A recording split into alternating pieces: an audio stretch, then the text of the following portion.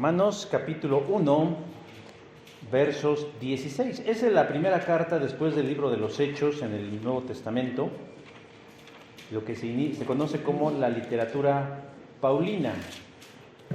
Romanos 1, 16. Y una vez que lo tengan, les voy a invitar a que, puestos de pie, hagamos juntos la lectura de esta porción de la Escritura de Romanos capítulo número 1, versículo número 16. ¿Ya lo tenemos? Amén. Espérenme tantito. Ahí está. Y dice así la palabra del Señor: porque no me avergüenzo del Evangelio, porque es poder de Dios para salvación a todo aquel que cree, al judío primeramente y también al griego. Amén. Pueden tomar su lugar.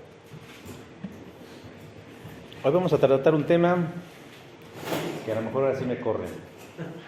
No es cierto. ¿O se va? Lo que ocurra primero en el caso de las ofertas. Era el verano del año 386 después de Cristo. Y un joven llamado Agustín lloraba en el patio de la casa de un amigo.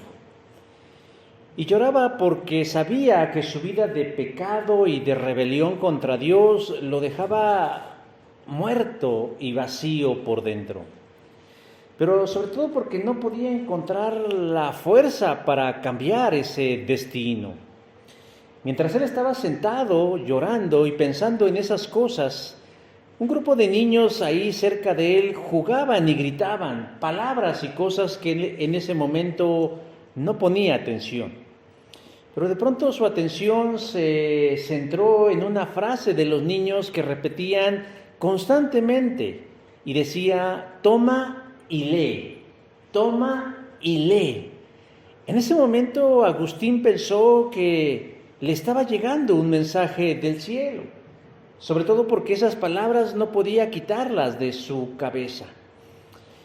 Inmediatamente cerca de él encontró un ejemplar de las Escrituras, la tomó entre sus manos y empezó a leer Romanos capítulo 13, verso 13 y 14, que dice: no en glotonerías y borracheras, no en lujurias y lascivias, no en contiendas y envidias, sino vestíos del Señor Jesucristo y no proveáis para los deseos de la carne.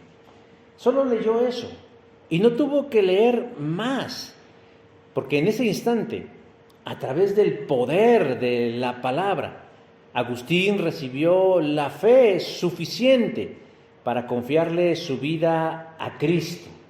Y así comenzó la historia de quien hoy conocemos como San Agustín, reconocido teólogo, escritor, apologista y filósofo cristiano. Pero en el año de 1738, un ministro y misionero fracasado asistió de muy mala gana a un estudio bíblico en donde alguien en voz alta leía la Escritura, y de pronto en su cabeza se centró un pensamiento que decía: cuando escucho a Dios, ¿cómo puede obrar un cambio en el corazón a través de la fe en Jesús? Sentí que mi corazón ardía de manera extraña. Sentí que confiaba en Cristo y solo en Él para mi salvación, pero además me da seguridad que ha quitado todos los pecados de mi vida.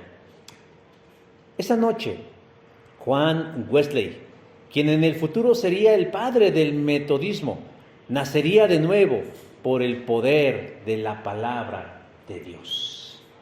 Estos solo son dos modestos ejemplos de lo que el Evangelio puede hacer en la vida de aquel que lo escucha y de aquel que lo cree. Y en un acto de fe, yo declaro que los aquí presentes somos una muestra fehaciente de lo que hace el Evangelio de salvación. Evangelio o evangelión, como se dice en griego, significa en español buen mensaje o buenas noticias. Y este es el mensaje que ha transformado la vida de muchos, dando a nuestra vida un giro de 180 grados, dirigiendo nuestro camino hacia otra dirección, no solo a otra dirección, sino a una mejor calidad de vida.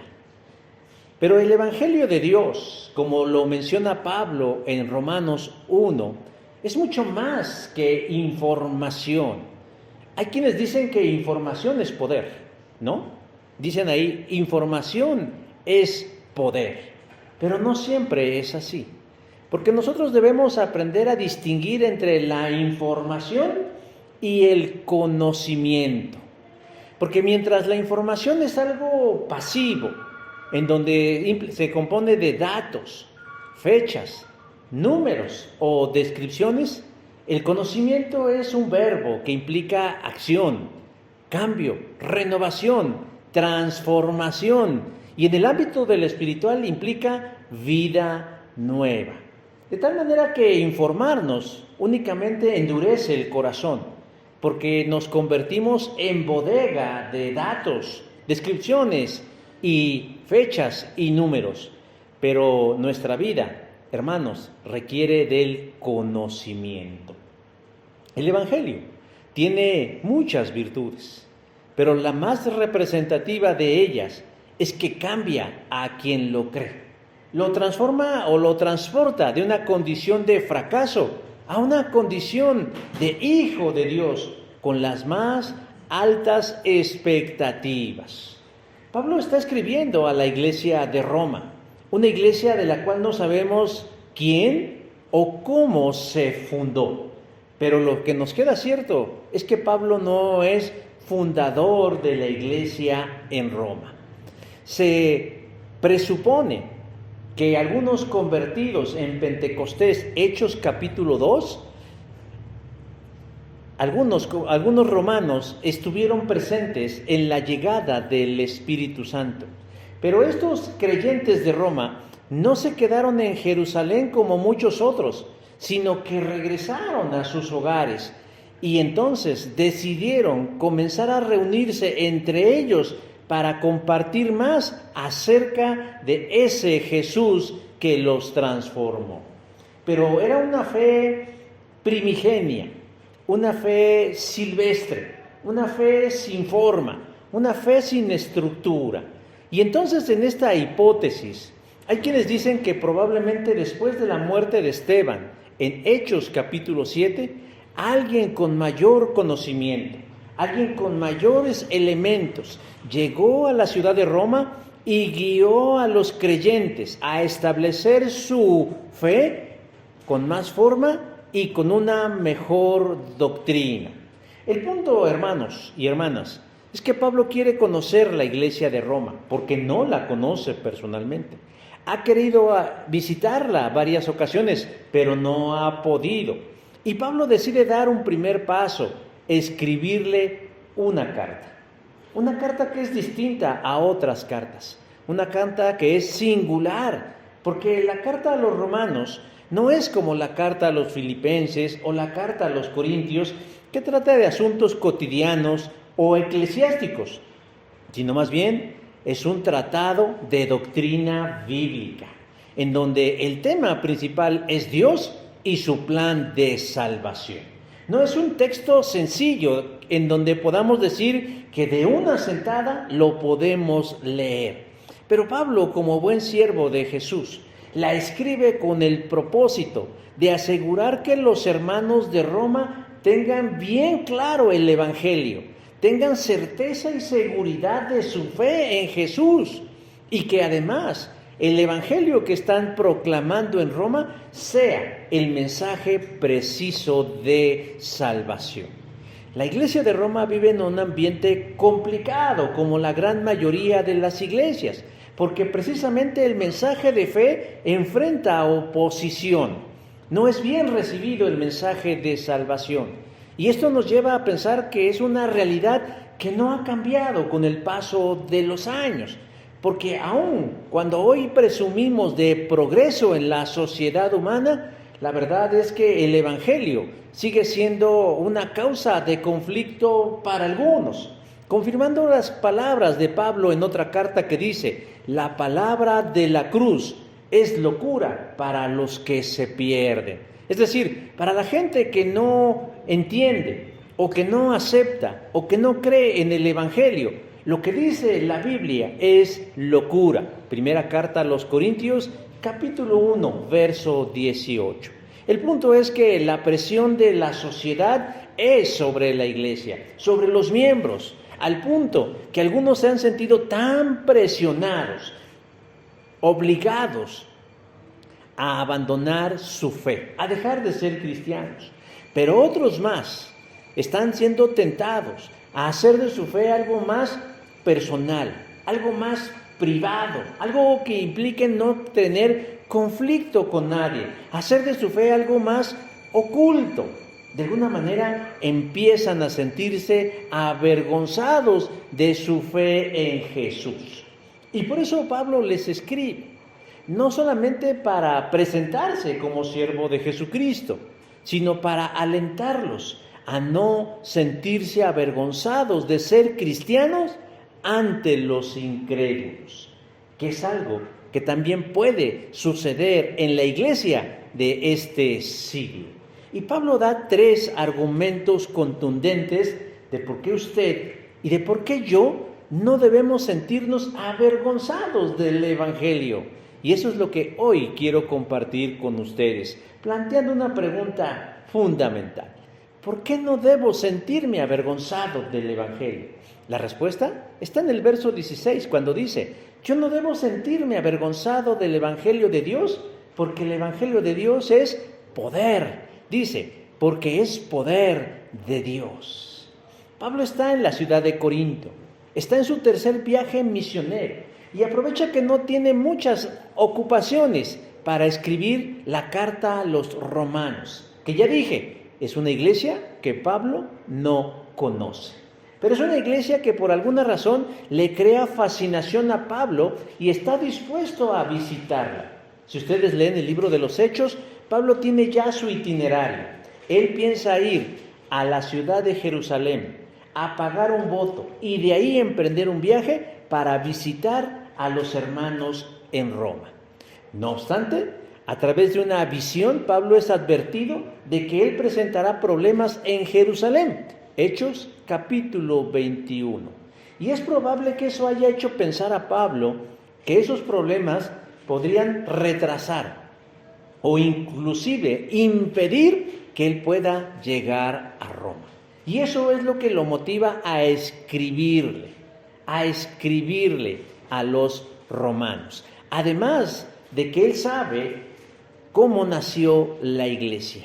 Y Pablo considera pertinente confirmarles en la fe a través de la predicación del Evangelio que él enseña.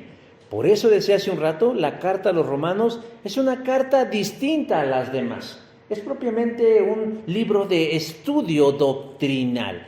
Y él quiere introducir a los romanos y a nosotros a lo largo de la historia en un conocimiento más profundo del Evangelio de Dios, como él lo denomina, verso 1. Y Pablo comienza su carta presentándose a sí mismo, diciendo, yo Pablo. Pero inmediatamente él hace alusión a los 2 títulos más importantes que posee y que tal vez muchos de nosotros debiéramos aspirar a tener, diciendo, Pablo, siervo de Jesucristo, llamado a ser apóstol. Pablo, de manera oronda, es decir, así presumida, se presenta y se autodefine como siervo de Jesús. Y contrario a la cultura, a Pablo no le da vergüenza decir soy siervo de Jesús, como tal vez a algunos les da vergüenza cierto aspecto de su vida. ¿A qué se dedica usted? No, pues yo soy sirviente de Jesús. Así está como con vergüenza, como con penita, como diciendo, híjoles, pues algunos los menosprecian. Pero Pablo se siente lleno diciendo siervo de Jesús. Porque para él no es una cuestión de humillación, no es un símbolo de miseria, no es un símbolo que lo denueste ante los hombres. Al contrario, lo enaltece. Porque es un alto honor a desempeñar servir a Jesús. Pero también se identifica como apóstol. Apóstol. Y ya sabemos que el significado de la palabra apóstol es mensajero o enviado. No, no es jefe, no es líder, no es padre, como algunos ignorantes lo utilizan hoy en día. Entonces Pablo es siervo de Jesús. ¿En qué sentido es siervo de Jesús? Porque lleva un mensaje, entonces es un apóstol. ¿Y cuál es ese mensaje? El mensaje del Evangelio. ¿A dónde lo lleva? A donde Dios lo manda. No es donde es necesario, es donde Dios lo manda. Si recordamos un poco la historia, Pablo quería llegar una vez a un punto en específico y Dios, por lo menos en 2 ocasiones, le dijo que no y lo mandó a la región de Macedonia. Por eso me atrevo a decir que Pablo, siervo de Jesucristo, apóstol del Rey, no iba a donde era necesario, iba a donde Dios lo mandaba. Pero resulta interesante cómo Pablo, cuando se refiere al Evangelio, verso 1, se refiere diciéndolo Evangelio de Dios. No dice Evangelio de Jesucristo. Y no porque haya una contradicción o haya algún problema con la idea de Jesús, sino porque Pablo en su carta a los Romanos utiliza el nombre de Dios aproximadamente 153 veces, lo cual nos refleja que para él era importante exaltar el papel de Dios en el mensaje que él llevaba y que a los romanos como a nosotros nos quedara claro que el Evangelio proviene de Dios y no de los hombres. Inmediatamente Pablo les da un breve resumen de lo que es el Evangelio. Primero les dice, el Evangelio de salvación de Dios no es algo que surgió de manera espontánea, no es algo que se nos ocurrió hoy en la mañana, sino verso 2 dice, Él, habiendo prometido antes por los profetas en las santas escrituras acerca de su Hijo, nuestro Señor Jesucristo. Entonces hay un antecedente, hay una historia, hay una raíz, hay un origen que no surgió meses o años atrás, sino desde antes, dirían los antiguos. Y de manera resumida, describe la obra salvífica de Cristo, verso 3 al 8, que no nos vamos a ocupar de eso ahorita. Pero después de esto, él declara su interés de ir a verlos y de cómo ha hallado estorbos que le han impedido cumplir su propósito, pero que en su corazón hay un fuerte deseo de estar allí y pagarles los que le debe. Y uno se pensaría, pues ¿qué les debe Pablo a los romanos si no lo conocen? Porque Pablo se ve a sí mismo como un deudor del mensaje de Dios. De la misma manera nosotros debiéramos sentirnos deudores al mundo. Al mundo nosotros le debemos algo, el mensaje de Jesús, el mensaje de salvación. Les debemos el Evangelio. Y entonces llegamos al meollo de nuestra reflexión. Porque entonces Pablo hace una desconcertante declaración. No me avergüenzo del Evangelio. ¿Por qué no habría de avergonzarse del Evangelio? O es más, vamos a abrir la pregunta más allá. ¿Por qué habría un creyente de avergonzarse del Evangelio? Yo dije hace un rato, por su entorno social, por su entorno más cercano, llámese trabajo, llámese familia, llámese vecindario, llámese mundo, llámese sociedad, incide sobre nosotros en el momento del ejercicio de nuestra fe. ¿Por qué? Porque se convierte en un ambiente adverso que cuestiona las razones de nuestra creencia. ¿Por qué crees lo que crees? ¿Por qué crees en ese Jesús? Y en ese momento que la muerte de Jesús era tan reciente, era muy cuestionable por qué crees en un judío crucificado, pero que además fue crucificado por razones muy cuestionables. Se le acusó de herejía, se le acusó de blasfemia, se le acusó de muchas cosas. ¿Por qué crees en esas cosas? Hermanos, si el origen de la iglesia en Roma fue como lo dije hace un momento, los creyentes habían ido a Jerusalén en el tiempo de Pentecostés y solo escucharon una predicación, la predicación del apóstol Pedro. Pero les tocó presenciar de manera directa la llegada del Espíritu Santo, lo cual confirmó en ellos su salvación y su conversión. Pero nada más. No hubo un seguimiento y podemos decir que eran niños espirituales, lo cual los convierte ¿en qué? En vulnerables ante los ataques de quienes los rodean, porque no tienen elementos, argumentos para defender los duros cuestionamientos de la gente. ¿Por qué crees lo que crees? ¿Cómo compruebas eso? Hoy en día nos dice, ¿por qué dices que la Biblia es palabra de Dios? ¿Por qué dices que la Biblia es inspiradamente y es divina? Si la escribieron los hombres. Cuando uno es pequeño en la fe, esa lluvia, esa granizada de cuestionamientos es durísimo y puede hacernos cuestionar nuestra fe, pero también pueden arrinconarnos a un punto de sentirnos avergonzados, de decir, pues no sé. Y como no sé por qué creo lo que creo, entonces voy a empezar a ocultar mi fe. Pero por eso Pablo entró en acción. Y de forma enfática les dicen, yo no me avergüenzo del evangelio que he recibido. Pablo no está avergonzado, primero, de ser siervo de Dios, pero en segundo lugar, no está avergonzado de creer en ese judío crucificado y que es seguido por personas que en su mayoría son la gente del más bajo estrato social. Porque díganlo, no, generalmente hay como esa relación, cristiano ignorante, cristiano pobre, cristiano manipulable, cristiano tonto, cristiano le lavaron el cerebro. Esa es la idea que la gente tiene de los que ejercemos la fe cristiana. Pero Pablo da su primera razón por la cual nosotros no debemos avergonzarnos del evangelio. ¿Por qué? Porque dice, es poder de Dios. Es decir, el mensaje que recibieron los creyentes en Roma tiene un poder en sí mismo, un poder inherente. Es mucho más que información, son muchos más que datos que almacenar en la cabeza. Tiene un poder en sí mismo. Y por eso yo decía al principio, usted y yo, los nacidos de nuevo, somos la evidencia de ese poder, porque tal vez en otro tiempo cuestionábamos lo mismo. Conocimos a alguien que practicaba esa fe y tal vez le rechazábamos o le ignorábamos o no le entendíamos. Y en el peor de los casos, le atacábamos, ¿no? Ahí viene el aleluyo.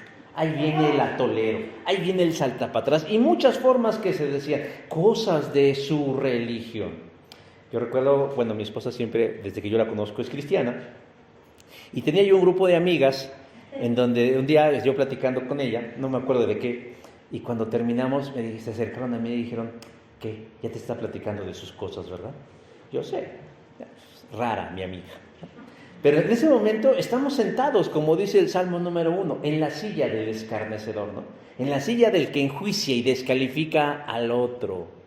Pero nosotros en ese momento ahora, por el poder del Evangelio en sí mismo, nuestra vida ha sido transformada. Y es ahí donde nosotros vemos la evidencia de ese poder, en los frutos que se produce en nuestra vida. Cuando el buen mensaje de salvación cumple su tarea en la persona predestinada, no puede seguir siendo la misma persona. Tiene que haber en él o en ella un cambio. Y responde en relación a lo que escuchó o conoció del Evangelio. Dios no nos dio un mensaje de vida para que solo meditemos en él, sino para que permitamos que penetre en nuestra vida y produzca un fruto que transforme nuestra existencia. El escritor Howard Hendricks escribió, la Biblia no fue escrita para satisfacer la curiosidad del hombre, sino para transformarlo a la imagen de Jesús. Usted conocerá gente que le diga, yo ya leí la Biblia de pe a pa, pero su vida sigue siendo la misma. No es porque el Evangelio no tenga el poder para transformarlo, sino que la gente se cierra a la posibilidad de creer y por lo tanto ese poder no actúa por la dureza del corazón del que no cree. Pero el que lo lee, el que lo escucha, el que lo presencia, abre su corazón, el Evangelio con su poder produce en él o en ella un fruto que salta para vida eterna. Los frutos del Evangelio, por su poder, son muchos. Solo voy a mencionar algunos. El fruto del poder transformador del Evangelio es gozo y alegría. Dice Jeremías 15:16, cuando se presentaban tus palabras, yo las comía, y tus palabras eran para mí el gozo y la alegría de mi corazón. Yo no sé usted, pero al menos yo me identifico cuando leo la palabra del Señor. Leo el Salmo 66, leo el Salmo 70, leo el Salmo 67 o cualquier otra porción. Coincido con Jeremías cuando digo, tus palabras son para mí gozo y alegría en mi corazón. Pero también la Biblia o el Evangelio tiene la capacidad de dirigir nuestras vidas. Dice 2 Timoteo 3:16, toda escritura es inspirada por Dios y es útil. ¿Para qué? Para enseñar, para reprender, para corregir y para instruir en justicia. No son características del Evangelio, son acciones del Evangelio, porque Él puede enseñarme lo que no sé en relación a Dios, puede reprenderme cuando peco, puede corregirme cuando me equivoco y puede capacitarme para tener una vida mejor. Pero el Evangelio también nos convierte en nuevas personas, nos transforma. ¿Qué dice Pablo en 2 Corintios 5:17? De modo que si alguno está en Cristo, nueva criatura es. Las cosas viejas pasaron, he aquí todas son hechas nuevas. Yo no sé si fue su experiencia personal, yo espero que sí, de que cuando usted recibió el mensaje del Evangelio de Dios, de pronto la gente notó en usted algo distinto, una actitud distinta, un brillo distinto, y le preguntó, ¿qué te hiciste que estás tan suavecito? ¿No? ¿Por qué hay ese brillo en tus ojos? ¿Por qué hoy sonríes? Pensábamos que estabas chimuelo o chimuela y por eso no sonreías. Y de pronto tienes energía y actitud y disposición. Y es porque el Evangelio de Cristo me hizo una nueva persona. Pero también me da una vida santa. Dice el Salmo 119, verso 9, ¿con qué limpiará el joven su camino? Y yo diría, no solo el joven, sino el niño, el adulto, el anciano. ¿Con qué limpiará su camino? Dice el salmista, con guardar tu palabra. Recuerde que la palabra guardar significa poner por práctica. Con esta manera nosotros podemos tener una vida limpia delante del Señor. Y por último, nos da una vida libre del mal. El mismo Salmo 119, verso 11 dice, en mi corazón he guardado tus dichos, tu palabra, para no pecar contra ti. ¿Se dan cuenta? Esto solo es una pequeña muestra, un pequeño muestrario del poder del Evangelio de Dios en aquel no solo que lo ha escuchado, sino aquel que lo ha creído. Porque es entonces cuando obra el poder de Dios. Ahora, lo interesante de todo esto es que es ahí donde obra el poder. Porque nosotros de pronto leemos esto y decimos, es que es rete dificilísimo, ¿no? Pero lo interesante del asunto es que Dios no espera que usted lo haga con sus fuerzas, que no lo haga solo con su disposición o con la fortaleza de su voluntad, sino que nosotros permitamos que su poder obre en uno y nos convirtamos en testigos de su gloria. Al mundo sin Dios no le da vergüenza su pecado. No sienten el más mínimo remordimiento por exhibirse haciendo el mal. Con el advenimiento del internet y de las redes sociales, tenemos una ventana al mundo, siendo principalmente un escaparate desvergonzado de lo malo que hace la gente y no le importa mostrar su rostro ni ser conocido por los demás. Es gente que no tiene vergüenza de ocultar su pecado. Y yo pregunto, ¿por qué entonces nosotros habríamos de sentir vergüenza? ¿Por qué habríamos de sentir vergüenza de identificarnos como cristianos? El apóstol Pedro dice, porque es mejor que padezcáis haciendo el bien que haciendo el mal. Primera de Pedro, capítulo 3, verso 17. En segundo lugar, ¿por qué no debo avergonzarme del Evangelio? Bueno, primero porque es poder de Dios.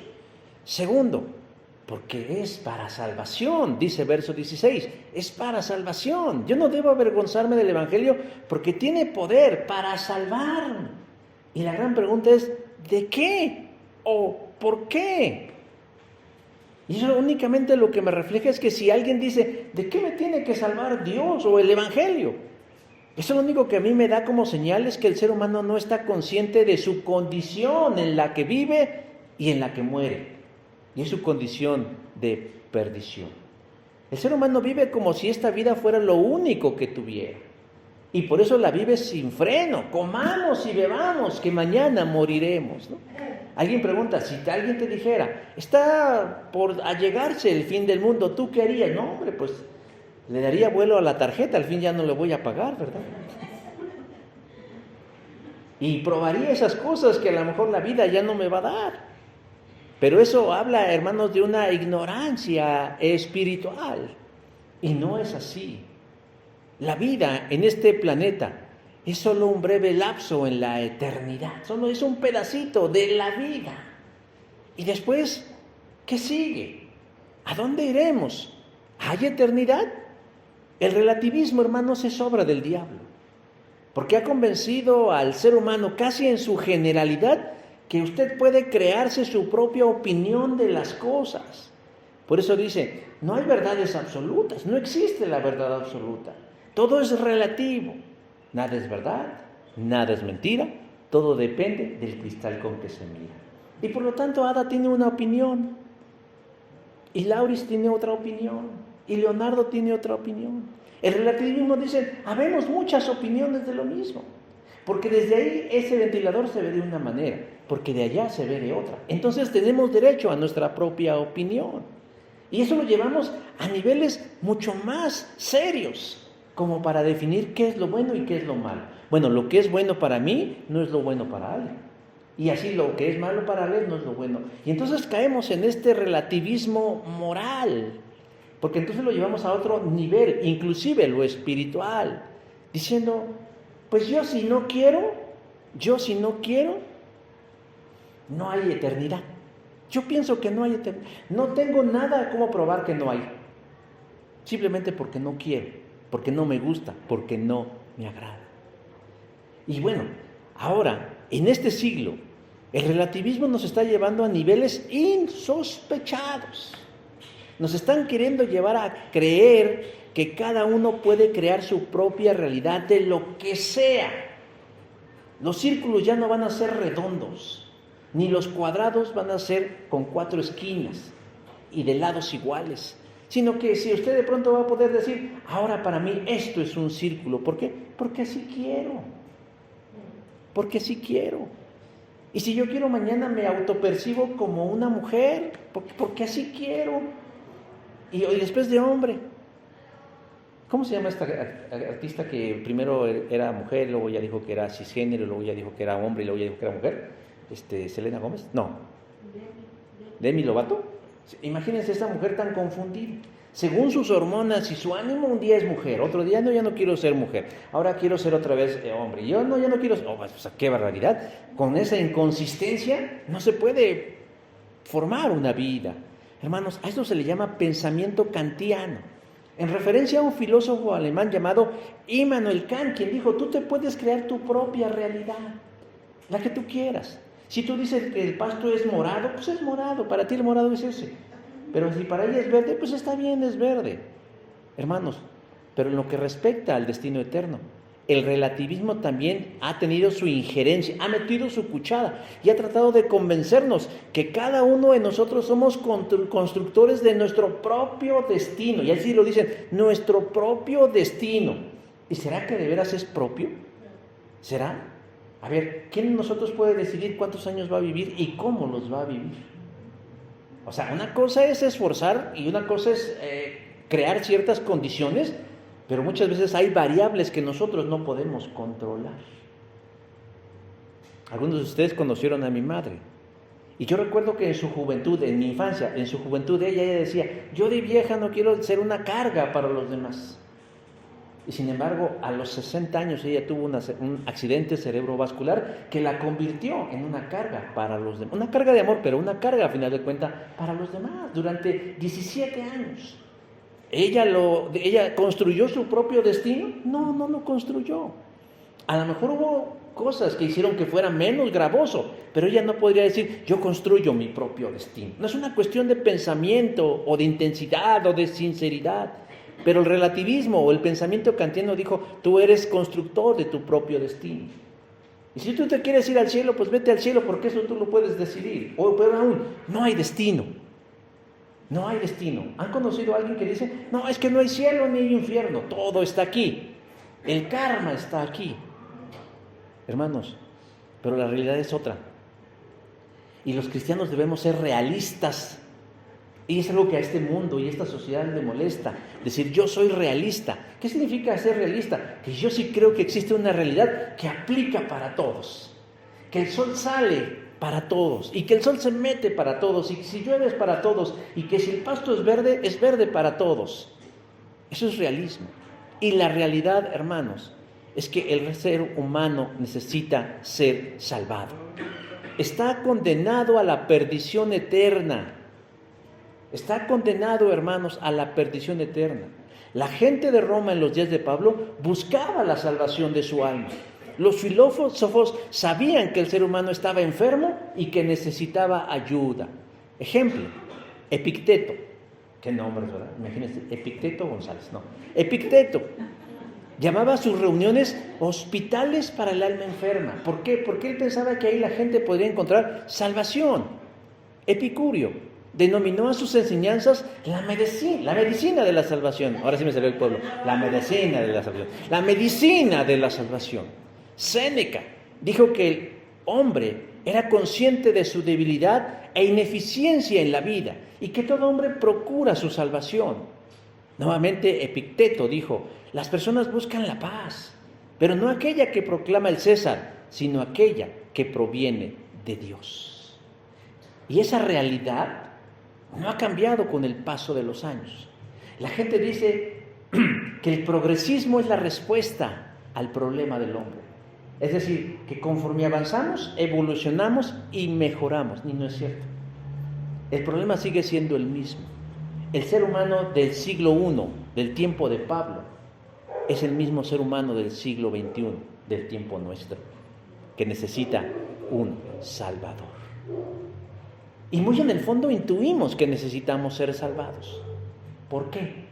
Porque dice Eclesiastés que Dios ha puesto eternidad en nuestros corazones. Eclesiastés 3:11. El ser humano en su fuero interno sabe que necesita algo, o más bien, sabe que le hace falta algo, y es conectarse con Dios. Y por eso inventa la religión, Inventa la religión no como solución a su problema espiritual, sino como un intento de acercarse a lo divino. Pero otra vez caemos en el relativismo. Cada quien la inventa y la practica como se le pega la gana. Para mí mi Dios es este pedestal de micrófono. No, para mí mi Dios es un águila. Para mí Dios es una fuerza. Para mí Dios es una energía. Y así estamos. Pero el ser humano en su fuero interno tiene inquietud por lo eterno porque Dios puso la eternidad en el corazón de ellos. Hermanos, y esto es parte del argumento moral para probar la existencia de Dios. Porque independientemente de donde usted vaya usted al África, a las tribus, ¿será un pleonasmo? ¿Será tribus tribales? O a los grupos tribales más primitivos del planeta. Ellos tienen una concepción o una idea de lo divino. Revisen la historia de los países orientales, de China, de Japón, de todos esos países, y también están en la búsqueda de un Dios. En América, las naciones prehispánicas también buscaban vincularse con lo eterno y con lo divino. ¿Qué nos demuestra eso? Que el ser humano precisamente está en esa búsqueda de un Salvador. Independientemente de su ubicación geográfica, de la época que viva, de la cultura o de otra diferencia, el ser humano está buscando a Dios. Y está buscando a Dios porque está perdido. ¿Pero en qué radica su perdición? Su condición de pecado, hermanos, es lo que lo aleja de Dios. Por cuanto todos pecamos, estamos destituidos de la gloria de Dios. Romanos 3:23. ¿Qué significa eso? Hermanos, significa que ningún ser humano por sí mismo, por iniciativa propia, puede estar delante de la presencia de Dios. ¿Por qué? Porque en el principio de la historia, Adán, quien nos representó a todos, tomó la decisión libre y soberana, en el ejercicio libre de su libertad, tomó la decisión de ir en contra de lo que Dios estableció y pecó. Génesis 3. Y no es por comerse una fruta, hermanos, no. Era porque no confiaba en Dios. Y no hay algo que, vamos a decirlo así, es un antropopatismo, para que entendamos. No hay algo que haga enojar más a Dios que no confiemos en Él. Porque él no confió en Dios. Dios le dijo, de todo árbol del huerto podrás comer, tú eres libre de todo lo que tú quieras comer, menos del fruto del bien y del mal que está ahí. Dicen. Pero él no confió en Dios. Vino alguien y sembró la duda y sembró el recelo, y entonces le hizo actuar en contra de lo que Dios le había dicho. Y eso fue un acto que a Dios no podía pasarlo por alto, y pecó. No confió en Dios. Pero trajo consecuencias más allá de que, bueno, ya hizo falta un melón ahí, o una sandía, o un mango, o una manzana. Sino que dice Pablo, el pecado entró en el mundo por un hombre, y por el pecado entró la muerte. Y así la muerte pasó a todos los hombres, por cuanto todos pecaron. Somos pecadores. Romanos 5:2.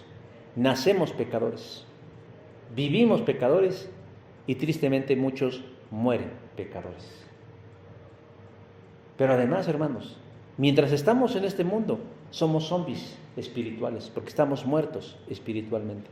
Por eso es tan complicada la vida, por eso es tan difícil vivir, por eso la vida no puede ser una constante de felicidad, porque el pecado reina en nosotros, es inherente a nosotros. Ni aunque nos bañemos, nos lavemos, nos planchemos, nos almidonemos y nos transformemos, seguimos siendo pecadores.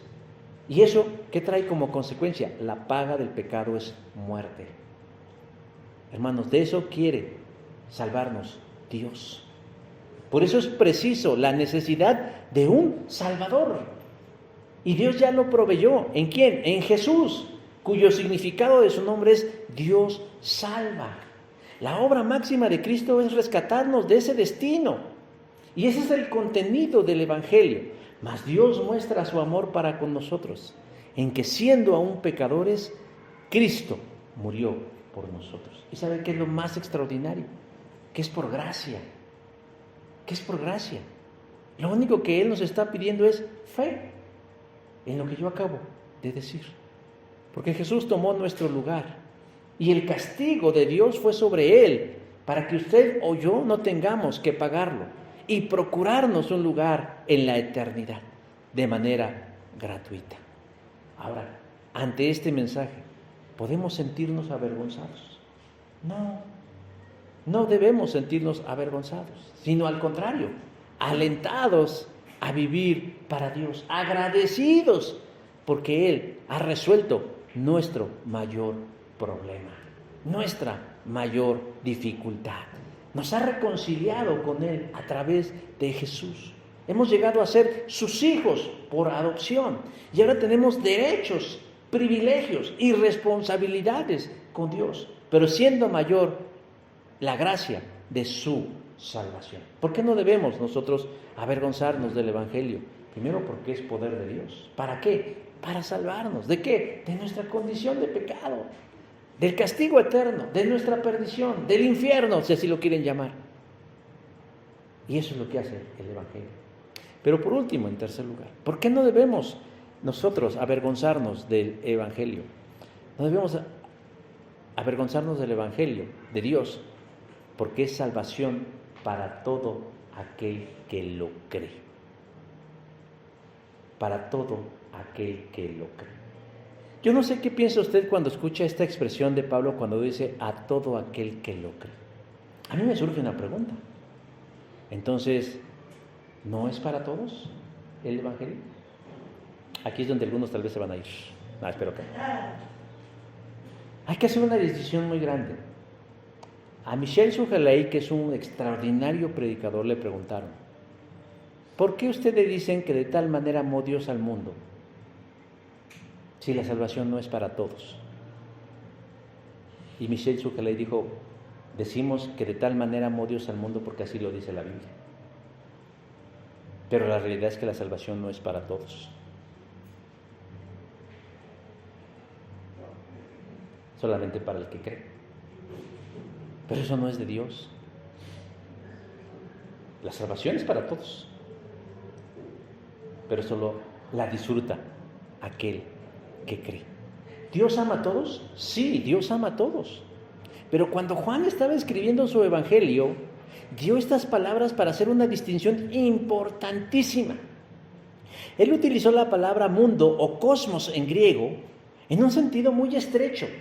Ustedes vayan a un diccionario de idiomas antiguos del griego y van a decir que la palabra cosmos se puede utilizar en un sentido muy amplio o en un sentido muy estrecho.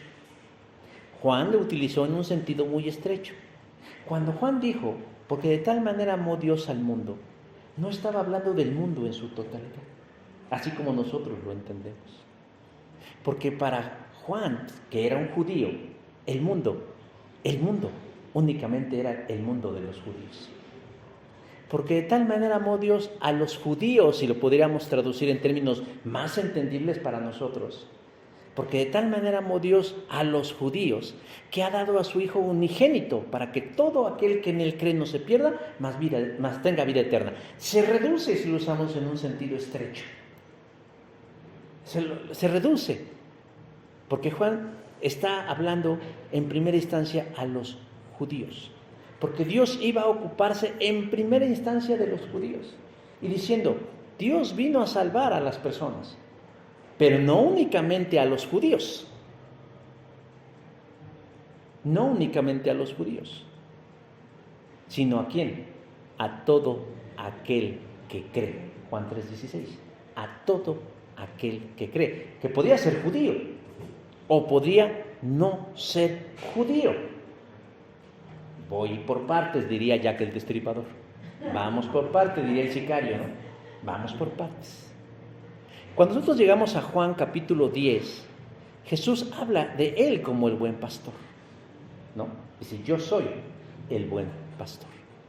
¿Y qué hace el buen pastor? O más bien dice, habla del que Él es el buen pastor y que Él tiene ovejas. Dice, yo soy el buen pastor y mis ovejas me siguen. ¿Por qué lo siguen sus ovejas? Porque conocen su voz. Juan 10, versículo 4. Un signo inequívoco de ser una oveja de Cristo es aquel que reconoce la voz de Cristo. Una vez hace algún tiempo les comenté que en Australia habían hecho un estudio con ovejas, en donde descubrieron que las ovejas tenían la capacidad de identificar plenamente la voz de aquel que los apacentaba. Es decir, formaron diferentes grupos de rebaños e intercambiaron a los pastores y vieron cómo cuando el pastor asignado hablaba a ese grupo de ovejas que no era el suyo, no lo seguían. Pero cuando les colocaban a aquel que los cuidaba, que los alimentaba, que los guiaba y que hacía todo lo que hace un pastor, las ovejas lo seguían. Luego entonces las palabras de Cristo son ciertas. Yo soy el buen pastor y mis ovejas conocen mi voz. ¿Y qué? Y me siguen. Es decir, hacen lo que yo les digo. Piense usted en una persona que tenga una vida totalmente contraria a la voluntad de Dios. No puede decir que es oveja de Cristo, porque no solamente no oye a Cristo, sino que no sigue la voz de Cristo. Más adelante en ese Juan 10, Jesús dice, ¿qué hace el buen pastor? Verso 11 del capítulo 10 dice, el buen pastor su vida da por las ovejas. ¿Qué hace el buen pastor? Su vida da por las ovejas. Y dice en el verso 14, yo soy el buen pastor, conozco a mis ovejas y las mías me conocen. En ese contexto, Jesús está hablando del pueblo judío. Está hablando en un sentido muy estrecho, porque ese era el mundo de Juan, el pueblo judío. Se supone que ellos debieron haber escuchado a Jesús y reconocido su voz, porque Dios a través de los judíos había revelado su voluntad. A través de Moisés, a través de los profetas, a través de los salmos, a través de toda esta parafernalia que conocemos como Antiguo Testamento. Pero no todos los judíos le reconocieron y no todos los judíos le siguieron. ¿Solo quiénes? Quienes le creyeron. Bueno, ahí vamos bien. Pero entonces Jesús en el verso 16 dice algo. También tengo otras ovejas que no son de este redil. Aquellas también debo atraer y oirán mi voz y habrá un solo rebaño. ¿Quiénes son esas otras ovejas, hermanos? Que Jesús tiene que traer a ese redil. Los que creen en Él y no son judíos, es decir, los gentiles. Por eso Pablo dice en el verso 16, para salvación a todo aquel que cree, al judío primeramente y también al griego, entendiendo nosotros por griego al que no es judío. ¿Usted es judío? ¿A quién es judío? No, ¿verdad? Entonces, ¿a quién se está refiriendo? De ese otro rebaño. Nosotros. Entonces, ¿por quién dio su vida Jesús? ¿Por todo el mundo? No. Yo pongo mi vida, ¿por quién? Por mis ovejas. Yo sé que este es un pensamiento que en este día máxime es choqueante, porque estamos viviendo, sin quererlo, ¿no?, en un mundo donde queremos incluir a todos, pero Jesús no murió por todos. Jesús murió por sus ovejas. Primeramente las judías, aquellas que creen, y después por el otro rebaño, aquellas que creen. Las ovejas de Jesús están inmersas en el mundo. Y cuando oró en Juan 17 dice, yo ruego por ellos, yo no ruego por el mundo. Ah, caray, es una cachetada a nuestra tradicional interpretación del Evangelio. Yo no ruego por el mundo, sino por los que me diste, por ellos que son tuyos. ¿El Señor sabe quiénes son? Sí. ¿Usted sabe quiénes son? No, yo no sé. Luego entonces, ¿qué hacemos? Pues le tengo que predicar a todos. Esa sí es mi responsabilidad. Predicarle a todos, porque yo no sé quién sí es la oveja del Señor y quién no es la oveja. Y lo más curioso es que hay gente que a lo mejor es oveja y no lo sabe. Entonces, ¿cuál es mi responsabilidad como creyente? Llevarle el buen evangelio, el buen mensaje, el evangelio de Dios, para que él descubra, creyendo que es oveja de Jesús. Lo más lamentable es que haya gente que crea que es oveja y a lo mejor no es, pero esa es otra cosa. De eso no vamos a hablar ahorita. Hablemos de las que sí son. Nosotros no sabemos como iglesia quiénes son las ovejas de Cristo. Por eso es menester que nosotros, hermanos, nosotros como cristianos, le prediquemos a todos,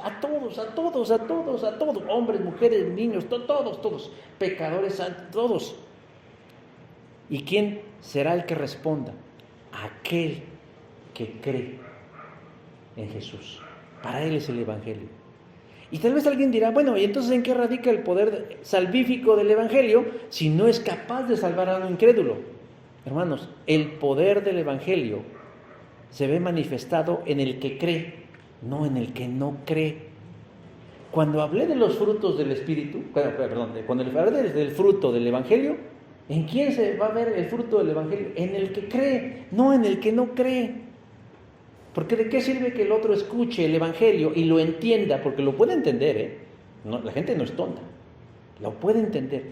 Pero si no obra nada en su vida, entonces significa que el poder del Evangelio no obró en él porque no es de Dios. Eso no lo decidí yo. Eso no lo planifiqué yo. No nos reunimos ayer en la noche, nos tomamos un café el Señor y dijimos, Señor, ¿a quiénes sacamos? ¿Y a quiénes dejamos? No, eso es algo que viene de siempre. Pero que en un afán inclusivo, pues decimos, el Señor va a salvar a todos. Imagínense, ¿Dios va a salvar a los incrédulos? No, sino aquel que cree. Su poder nunca va a pasar por encima de la voluntad de alguien. Si alguien no se quiere salvar, el Señor no lo va a salvar a fuerzas, ni de manera inconsciente. Pero cuando alguien cree, esa fe y ese poder hacen una mancuerna que da como fruto la salvación. Decíamos, usted y yo no sabemos quiénes son salvos o quién creerá el mensaje, pero por eso es necesario que proclamemos el buen mensaje a todos para que surjan de ahí los salvos para la gloria de Dios. Ahora, esto no debe ser una verdad que nos desaliente a evangelizar, que digamos, pues el Señor no va a salvar a todos. No, al contrario, debe animarnos a encontrar esas almas, a encontrar esas ovejas y a llegarlas al buen pastor. Y eso únicamente se hace ¿cómo? A través del Evangelio de Dios. Estamos en un mundo que cambia día con día. Y cada vez hay más propuestas para tener una vida mejor. Aunque había que definir qué es una vida mejor, ¿verdad? Pero la gente dice que vamos para una vida mejor.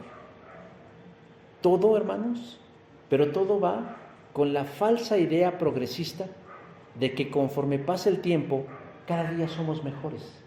Hay gente que piensa eso. Hay gente que piensa que la generación de este siglo es mejor que la generación del siglo pasado. Es más, hace algún tiempo escuché a alguien decir, es que la gente que nació en los años 30 o 40 del siglo pasado eran tontitos, eran como niños el día de hoy.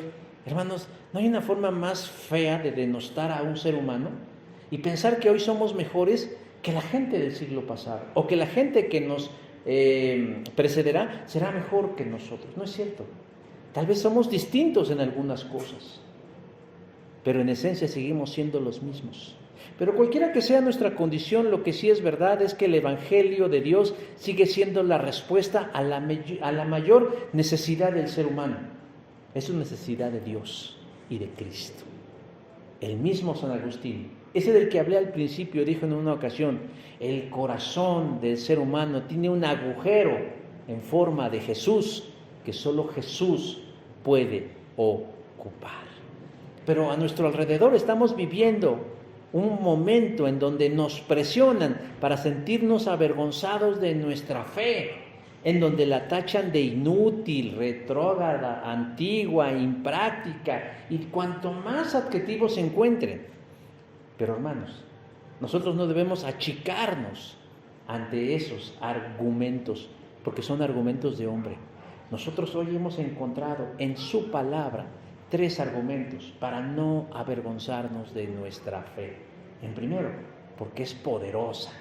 En segundo lugar, porque resuelve el mayor problema del hombre, salva a las personas. Y porque en tercer lugar, hermanos, porque salva al que cree en Él, que es Jesús. Entonces, yo los animo, hermanos.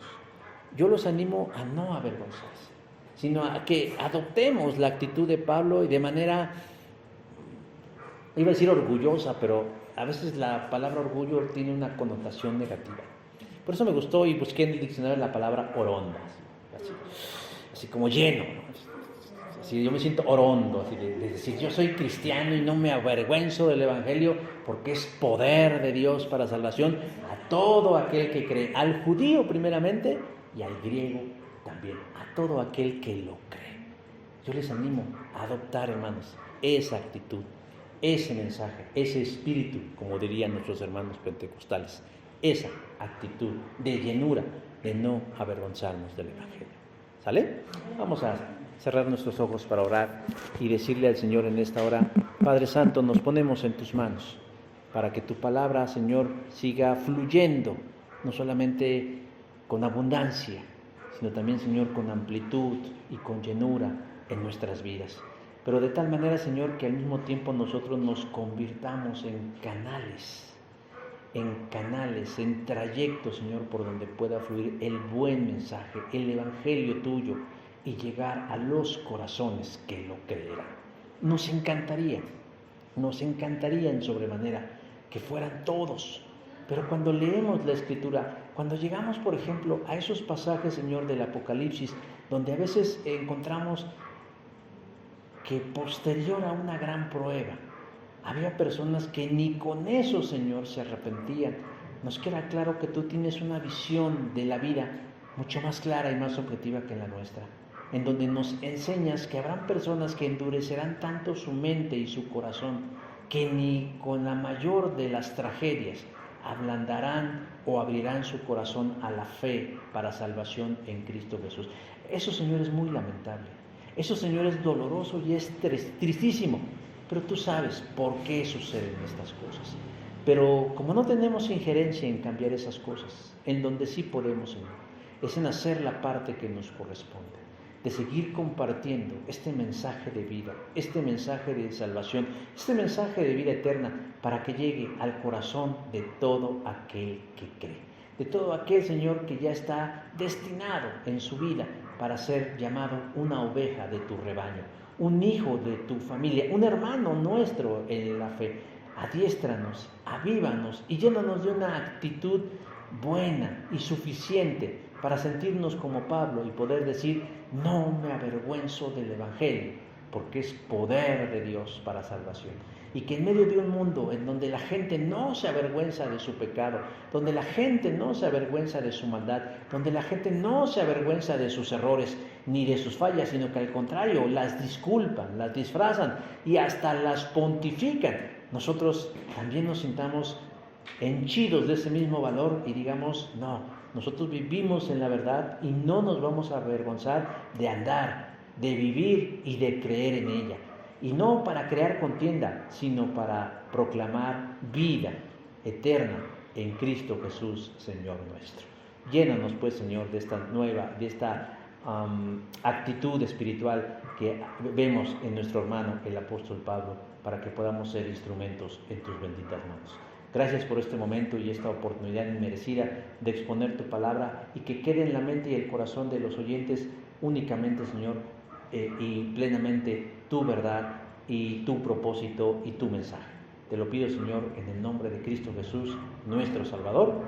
Amén. Gracias, hermanos. El Señor les bendiga.